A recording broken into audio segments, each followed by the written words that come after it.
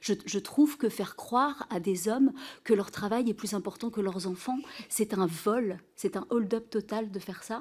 Les hommes et les femmes sont la même espèce et que donc il n'y a pas de raison pour que la moitié de cette espèce serve l'autre. Notre monde très tourné autour du travail, notre monde très capitaliste, il demande une population masculine qui donne tout son temps au travail. Et c'est ça qu'on dit aux jeunes pères. Ils doivent travailler, ils doivent ramener l'argent. Et d'ailleurs, c'est organisé comme ça parce qu'un homme qui annonce au travail qu'il va avoir un bébé se voit proposer des promotions pour qu'il ait de l'argent pour s'occuper de cet enfant, tandis qu'une femme enceinte se voit retirer des possibilités.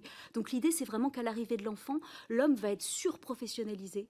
Mais la seule et unique raison pour laquelle les hommes vont pouvoir travailler aussi dur pour ce but du capitalisme que personnellement je ne respecte qu'à moitié, c'est qu'à l'autre côté, on va demander aux femmes de porter l'intégralité des tâches domestiques pour que les hommes puissent faire ça. Je trouve que c'est un manque de respect colossal à l'égard des femmes, mais aussi à l'égard des enfants et aussi à l'égard des pères. Je trouve que faire croire à des hommes que leur travail est plus important que leurs enfants, c'est un vol, c'est un hold-up total de faire ça. Je pense que ça a des implications dans leur rapport avec leurs enfants, mais aussi dans leur rapport à l'amour. Je pense que ça n'est pas possible d'avoir un rapport amoureux sain avec quelqu'un quand la société elle-même nous polarise à ce moment-là. Je ne crois pas à l'amour dans un contexte de domination conjugale.